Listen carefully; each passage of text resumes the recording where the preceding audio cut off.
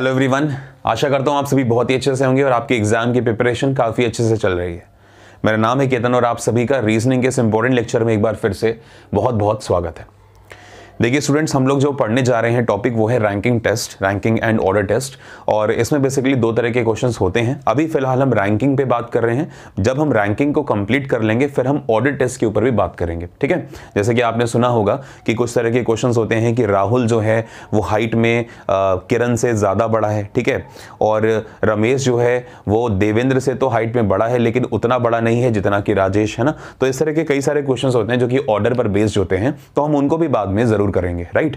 लेकिन अभी हम फिलहाल रैंकिंग पे काम कर रहे हैं और रैंकिंग पे इससे पहले आप टोटल 5 टाइप्स को पढ़ चुके हो, ठीक है। इस समय हम जो पढ़ने जा रहे हैं वो होगा टाइप नंबर 6, यानी कि 5 टाइप्स की फॉर्म में 5 कंसेप्ट आप तक पहुंच चुके हैं, ठीक है। और अब इसमें हम पढ़ेंगे कंसेप्ट नंबर 6 को टाइप नंबर 6 की फॉर्म में।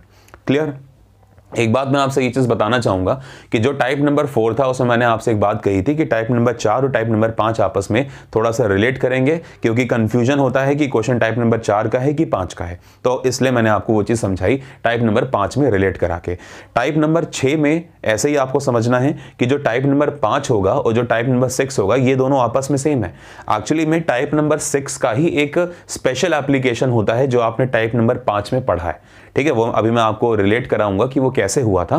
फिलहाल हम जल्दी सब शुरू करते हैं। क्वेश्चंस ऑफ कोर्स इंग्लिश में हैं, ठीक है, लेकिन मैं हिंदी में भी इन्हें डिक्टेट कर दूंगा। तो जो हमारे स्टूडेंट्स हिंदी लैंग्वेज में पढ़ना पसंद करते हैं, जिनको उसमें ज़्यादा कमांड है, तो मैं क्वेश्चन को स्पीकअप करूंगा हिंदी में, ठीक है। तो आप उसको क्या करोगे, नोट कर लोगे अपने नोटबुक में, ठीक है। बाकी इंग्लिश वालों के लिए तो क्वेश्चन सामने बोर्ड पर डिस्प्ले हो ही रहा है, आप अपना देख के लिख लीजिए।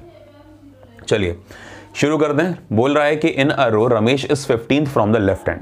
एक पंक्ति है, ठीक है, तो एक पंक्ति की जो बात करी जा रही है उसमें रमेश की बात हो रही है, ठीक है, कि जो रमेश है ना वो 15th है फ्रॉम द लेफ्ट हैंड, ठीक है।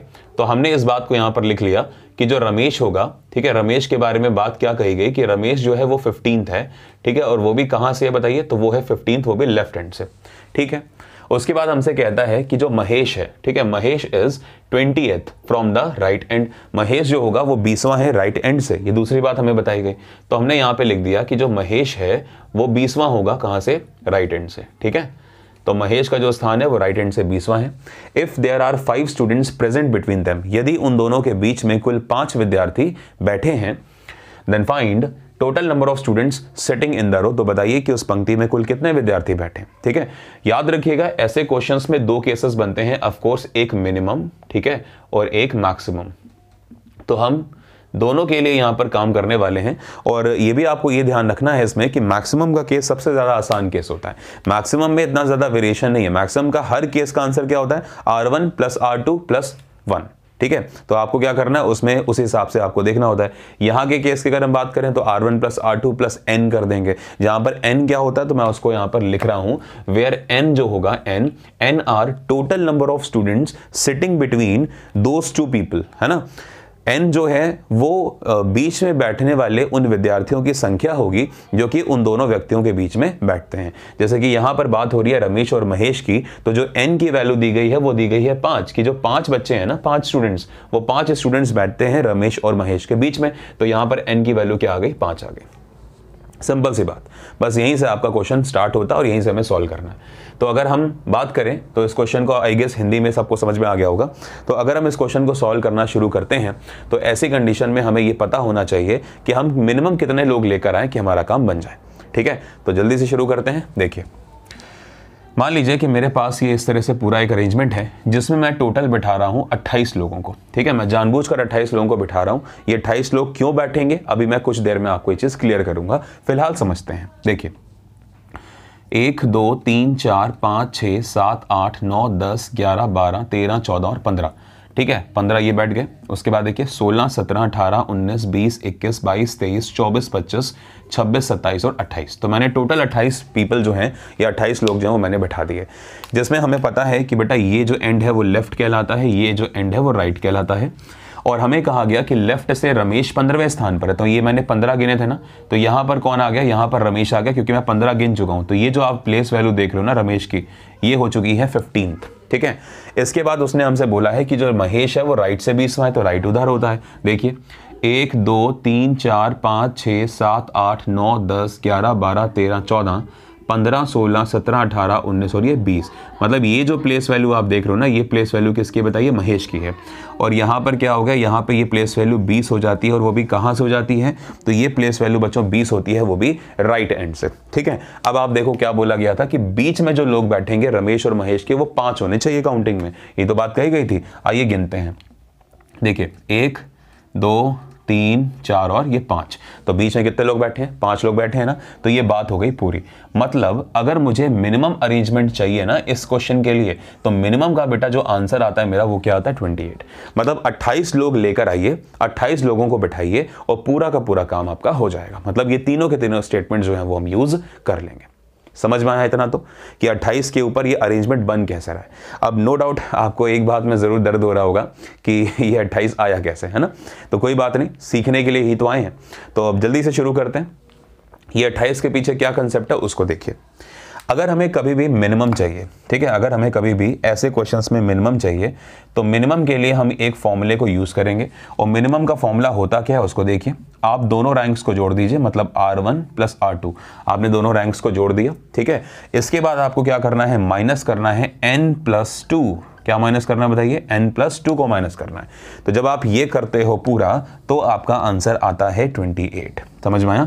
और हमने आपको बताया कि हम ये किसके लिए निकाल रहे हैं, हम ये निकाल रहे हैं स्टूडेंट्स मिनिमम के लिए। ठीक है, तो अगर हमें मिनिमम के लिए चाहिए, तो मिनिमम के लिए हमें क्या करना है, दोनों रैंक्स को सबसे पहले तो ऐड करना है, और ऐड करने के बाद हम क्या करेंगे, उसमें माइनस कर देंगे बेटा n+2 को।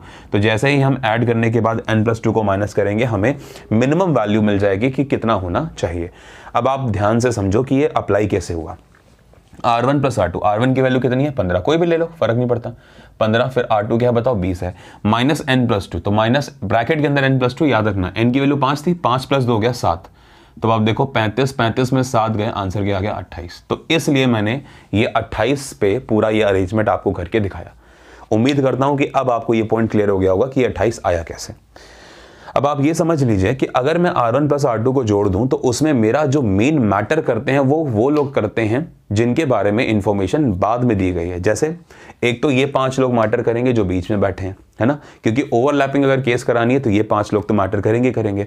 साथ में वो 2 लोग भी मैटर करेंगे, जो एक रमेश है और एक महेश है। समझ में आया।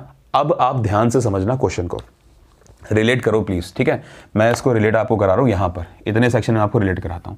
ठीक है, आपने इससे पहले एक फॉर्मूला पढ़ा था जिसमें मैंने क्या बोला था कि अगर मुझे मिनिमम केस चाहिए, मतलब टाइप नंबर 5 में, तो आपने देखा था R1 प्लस R2 और माइनस कर देना 3। याद है, मैंने आपको ये बात समझाई थी।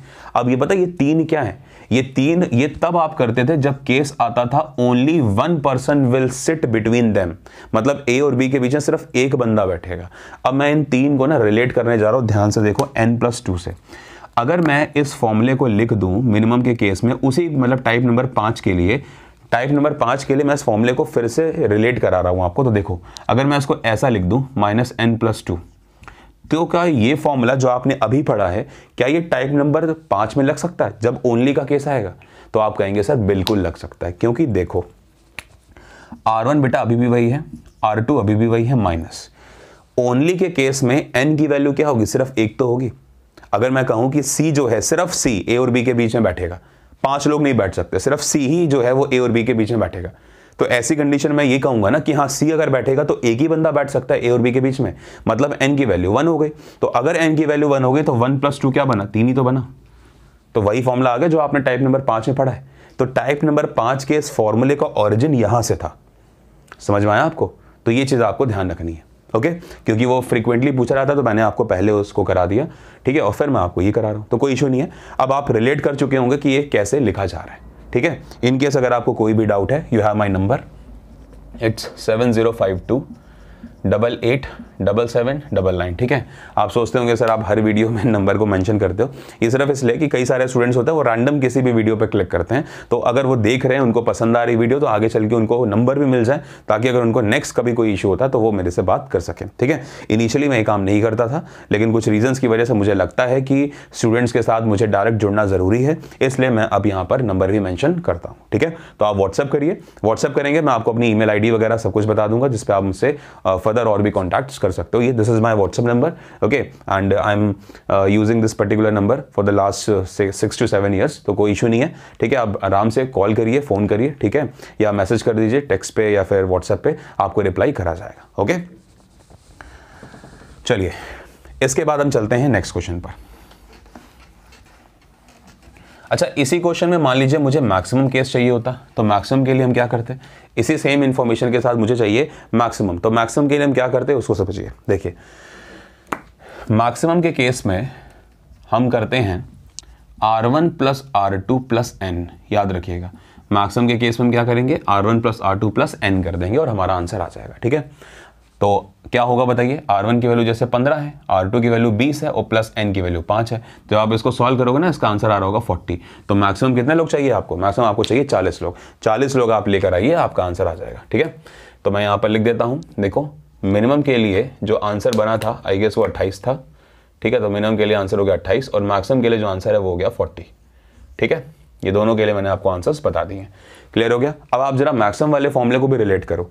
देखो, अगर मैं बोल दूं कि सिर्फ एक बंदा ही बैठेगा बीच में, तो n के प्लेस पे आप क्या लिख सकते हो, 1 लिख सकते हो। तो याद करो फॉर्मूले में क्या पढ़ाया था, टाइप नंबर 5 में मैक्सिमम के लिए R1 + R2 + 1, वही तो पढ़ाया था मैंने आपको। तो ये 1 वही, मतलब फॉर्मूले वहीं से निकले, ठीक है। तो बेहतर रिलेट कर पा रहे होंगे आप चीज़ों को। चलिए, इसको रब करते हैं और अब हम मूव करते हैं और आगे नेक्स्ट क्वेश्चन पर।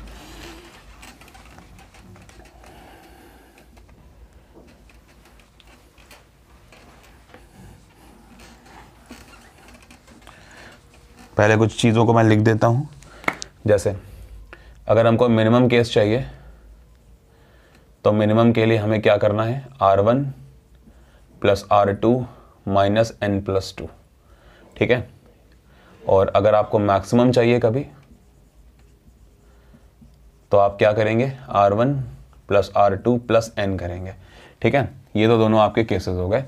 And this is my number 7052 88 77 99, this is my name, ठीक है। चलिए आगे बढ़ते हैं। कहा जा रहा है कि इन अ रो, ठीक है, एक पंक्ति है, यहाँ पे 15 लिखा है बच्चों। In a row Rita is 15th from the left end. एक पंक्ति में रीता जो है वो लेफ्ट एंड से 15वें स्थान पर है, मतलब एक पंक्ति में रीता का स्थान बाईं ओर से 15वां है, ठीक है, बहुत अच्छी बात है। And Madhu is 18th from the right end. Madhu जो है बच्चों वो 18th है, कहाँ से बताइए, राइट एंड से, यानी कि मधु का दाईं ओर से उसी पंक्ति में 18वां स्थान है। If there are 4 girls between them, यदि उन दोनों के बीच में 4 लड़कियां बैठी हैं। Calculate total number of students present in the row, तो बताइए कि उस पंक्ति में कितने विद्यार्थी उपस्थित हैं। तो यहाँ पर दोनों आंसर आ सकते हैं, मैक्सिमम भी और मिनिमम भी। याद रखिएगा, आपको ऑप्शंस जो दिए जाएंगे ऑफकोर्स वो मैक्सिमम के हिसाब से नहीं दिए जाएंगे, वो मिनिमम के हिसाब से दिए जाएंगे। क्योंकि अगर मैक्सिमम के लिए पूछेगा तो फिर तो क्वेश्चन ही मतलब इतना बहुत ज़्यादा आसान हो गया, कठिन तो उसमें कुछ था ही नहीं। क्योंकि क्या करोगे, दोनों को जोड़ के प्लस n जो बीच में बैठे उनको आपको ऐड कर देना, तो मैक्सिमम का आंसर आ जाएगा। तो जब भी ये क्वेश्चन आता है ना, तो मिनिमम के लिए आता है। तो always make yourself prepare for the worst cases, मतलब मिनिमम के लिए, ठीक है। तो मिनिमम के लिए करना, ऐसा कभी नहीं होगा कि आपको ऑप्शंस में मैक्सिमम और मिनिमम दोनों के आंसर्स मिल जाए, तो वो पॉसिबल नहीं है, ठीक है ना। अगर वो देगा ना दोनों के आंसर्स, तो फिर ऊपर मेंशन करेगा कि मैक्सिमम बताने हैं कि फिर मिनिमम बताने हैं, ठीक है। और अगर मेंशन नहीं है, जैसे कि इस क्वेश्चन में मेंशन नहीं है, तो फिर वहां पर एक ही आंसर आपको प्रोवाइड किया जाएगा ऑप्शंस के अंदर, डोंट वरी, ठीक है। चलिए, तो ऐसी कंडीशन में हम पहले मिनिमम पे बात कर लेते हैं। तो मिनिमम के लिए हमें क्या चाहिए, R1 + R2 - n + 2। उम्मीद करता हूं कि आपने अब तक तो आंसर भी निकाल लिया होगा, है ना। देखिए, R1 की वैल्यू है 15, R2 की वैल्यू है 18, -n + 2 का मतलब हो गया 4 + 2 6। तो आप इसको सॉल्व करोगे, आई गेस ये हो रहा है 33, माइनस आप करोगे ये हो रहा है 6, तो 29 इज योर आंसर। यानी कि मिनिमम कितने लोग चाहिए हमें, तो मिनिमम हमको आंसर चाहिए 29। तो मिनिमम के लिए आपका आंसर होगा 29। और एक बार इसका मैक्सिमम के लिए भी आंसर निकाल लेते हैं। तो मैक्सिमम में क्या करेंगे हम बताओ, मैक्सिमम में करना है R1 + R2 और +n, यानी कि R1 के प्लेस पे 15 + 18 और +4। जब आप इसको ऐड करोगे आपका आंसर हो जाएगा 37। तो मैक्सिमम के केस में क्या आंसर आएगा, 37 आएगा, ठीक है। उम्मीद करता हूँ क्लियर हो गया होगा। तो अब आई गेस इसमें अरेंजमेंट बनाने की जरूरत नहीं है, आप 29 लोग को बनाना, ठीक है, और आपका ये केस बन जाएगा जैसे मैंने आपको इससे पहले वाला केस समझाया, ठीक है। अब हम क्या करने जा रहे हैं, लास्ट वाले क्वेश्चन को देखेंगे। ऑफ कोर्स ये एक बहुत ही बेहतर क्वेश्चन है, अच्छा क्वेश्चन है। चलिए इसको यूज़ करते हैं कि कैसे इस फॉर्मूले को यूज़ करके हम अपना आंसर निकालेंगे थर्ड क्वेश्चन के लिए। कहा जा रहा है कि in a row Karan is 16th from the right hand. एक पंक्ति है जिसमें करण का राइट हैंड यानी कि दाईं ओर से 16वां स्थान है। ठीक है, करण का दाईं ओर से 16वां स्थान है। And Deepak is 16 from the left hand, और उसी पंक्ति में दीपक का बाईं ओर से, लेफ्ट हैंड से यानी कि बाईं ओर से 16वां स्थान है। मतलब दोनों की प्लेस वैल्यू सेम दे दी गई। फिर कहा गया आपसे कि if there are 1/3 people present between them, यदि उन दोनों के बीच में, ठीक है, कुल पंक्ति का 1/3 लोग उपस्थित रहते हैं। If there are 1/3 people present between them, हम यहाँ पे लिख सकते हैं कि if there are 1/3 people present between them of the total strength, यानी कि जो कुल लोग हैं, ठीक है, कुल लोगों का, यहाँ पे मैं लाइन हिंदी में बोल रहा हूँ, ध्यान सुना। यदि उन दोनों के बीच में पंक्ति में बैठे कुल व्यक्तियों का 1/3 लोग बैठे हैं, मतलब ये कह रहा हूं कि अगर पंक्ति में टोटल x बैठे हैं ना, तो x का 1/3 उनके बीच में बैठे हैं। इस बात का वो मतलब है। ठीक है, मैंने वो थोड़ा सा आपको अच्छे से एक्सप्लेन करने की कोशिश कर रहा हूं मैं, तो इससे मैंने ये बढ़ा दी लाइन कि if there are 1/3 people sitting between them, तो 1/3 का मतलब टोटल का ही 1/3 होगा ऑफकोर्स, है ना, between them of the total strength, calculate total number of students present in the row. तो आपको बताना है कि उस पंक्ति में कुल कितने लोग बैठे हैं। तो ऐसी कंडीशन में हमें क्या करना है, देखिए ध्यान से। हमने मान लिया, लेट अस अज्यूम कि जो टोटल लोग होंगे ना, टोटल जो स्ट्रेंथ होगी, ठीक है, टोटल जो स्ट्रेंथ होगी वो होगी x, ये हमने अज्यूम कर लिया। और n की जो वैल्यू है वो हो जाएगी 1/3 यानी कि x/3। मैं कह सकता हूं भाई टोटल हमने मान लिया कि x लोग बैठे हैं उस पंक्ति में, ठीक है, और x का 1/3 अगर आप करोगे तो हो जाएगा आपका x/3 जो कि बीच में बैठे हैं। और R1 और R2 की वैल्यूज आपको दे रखी हैं, है ना। R1 की वैल्यू उसने आपको देखी 16 और R2 की वैल्यू भी उसने आपको दे दी 16। इतना हमें इंफॉर्मेशन है और अब हमें निकालना है आंसर। मान लीजिए हम एक काम ये करते हैं कि पहले हम निकालते हैं मिनिमम के केस के लिए, ठीक है, और साथ ही साथ हम यहां पर निकालेंगे किसके लिए, मैक्सिमम के केस के लिए। अब आप ये ध्यान से देखो कि हम ये सॉल्व करेंगे कैसे। अगर हमको मिनिमम का केस चाहिए तो भी कोई इशू नहीं है, फॉर्मूला मिनिमम वाला लगा देंगे। तो लगाते हैं। देखो मिनिमम के केस में फॉर्मूला क्या होता है कि अगर आप टोटल निकालना चाहते हो तो टोटल के लिए आपको क्या करना है, R1 + R2 माइनस करना है आपको n+2। ये तो आपने पढ़ा अभी तक। लगाते हैं। टोटल कितने लोग हैं, हमने माने थे x, तो x लिख दो। R1 के प्लेस पे क्या हो जाएगा 16, R2 के प्लेस पे क्या हो जाएगा 16, माइनस n के प्लेस पे हो जाएगा x/3 और प्लस में हो जाएगा 2। ये तो होगा, बताओ, x/3 + 2। सॉल्व करते हैं। तो आप इसको सॉल्व करोगे तो आपका जो आंसर निकल के सामने आएगा वो होगा x = 32 माइनस, जब आप इसको सॉल्व करोगे तो यहाँ पर क्या हो जाएगा बताइए। हम इसको काम ये करते हैं कि इसको सेपरेट कर लेते हैं, ठीक है। 32 माइनस x/3 -2 कर लिया। इस -1 जो 1 x/3 है इसको उठा के यहाँ ले आते हैं, तो ये हो जाएगा आपका क्या, x + x/3, ठीक है, x + x/3 हो जाएगा। ओके, और ये उधर रहेगा तो यहाँ पे 30 बन गया, ठीक है। जब आप इसको सॉल्व करोगे पूरे इक्वेशन को, मैं यहाँ पे सॉल्व कर रहा हूँ क्योंकि शायद नीचे आपको शायद डिस्प्ले ना हो, तो जब आप एलसीएम लोगे तो 3x + x यानी कि 4x/3, ठीक है। जब आप यहाँ पे सॉल्व करोगे तो ये बनेगा 4x/3 और इसकी वैल्यू आएगी 30। जब आप इसको सॉल्व कर रहे होंगे तो इसकी वैल्यू हो जाएगी 90/4। तो x को जब आप सॉल्व करोगे इसकी वैल्यू कितनी आएगी, देखते हैं, आई गेस 22.5 आनी चाहिए, ठीक है। तो x का जो आंसर आया ना वो आया 22.5। तो जब हमने मिनिमम के फॉर्मूले को यूज़ करा तो हमारा x का आंसर आता है 22.5, यानी कि जो लोग होने चाहिए वो 22.5 होने चाहिए। तो ऑफकोर्स जब आप इसको अगर सॉल्व करोगे ना तो 22.5 लोग इज़ नॉट पॉसिबल। ऐसा थोड़ी होगा कि 22 लोग अच्छे हाइट के और एक आधा हाइट का, मतलब छोटी हाइट का, तो वो नहीं होता। और ये भी मत करना कि आप इसको राउंड फिगर करके आप इसका आंसर 23 लगा दो, तो वो भी गलत है। तो हमने ये देखा कि ये अरेंजमेंट मिनिमम के लिए नहीं बन सकता, ठीक है, क्योंकि जैसा हमारे पास इंफॉर्मेशन दी गई है उसके हिसाब से मिनिमम इज नॉट अलाउड, लेकिन मैक्सिमम तो अलाउ हो सकता है ना। तो जब ये क्वेश्चन आया था तो ये मैक्सिमम के लिए आया था, लेकिन मैं आपको क्योंकि दोनों चीज़ें बता रहा हूँ, तो अब आप ये यहाँ पर दोनों चीज़ों को समझने के बाद सेल्फ वहाँ पे इवेल्युएट करेंगे कि अगर क्वेश्चन में मेंशन नहीं है कि मैक्सिमम निकालना है या मिनिमम निकालना है तो हम किस आंसर के साथ जाएं, ठीक है। तो यहाँ पर मैक्सिमम के लिए आपको जाना पड़ेगा बिकॉज मिनिमम का आंसर पॉइंट में आ रहा है, कभी भी लोग पॉइंट में नहीं होते, ठीक है। आओ इसको सॉल्व करते हैं। तो हमें यहाँ पे चाहिए अगर टोटल, तो टोटल के लिए हमको क्या करना पड़ेगा, दोनों रैंक्स को जोड़ देना है, यानी कि R1 + R2 और प्लस क्या कर देना है, n कर देना है, ठीक है। अब आप देखो टोटल थे मेरे पास x, यहाँ पर हो गया 16 + 16 और n की वैल्यू है x/3। जब आप इसको सॉल्व करोगे तो x - x/3 का मतलब होता है 2x/3 और बराबर हो गया 32। तो जब आप इसको सॉल्व करोगे तो x की वैल्यू पता कितनी आएगी?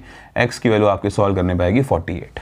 ठीक है, तो यहाँ पे जब आपने सॉल्व करा तो x का आंसर है 48। यानी कि जो लोग हमको चाहिए यहाँ पर, तो वो कितने चाहिए? तो 48 आप लोग ले आओ और आपका आंसर यहाँ पर सॉल्व होके आ जाएगा। क्लियर है?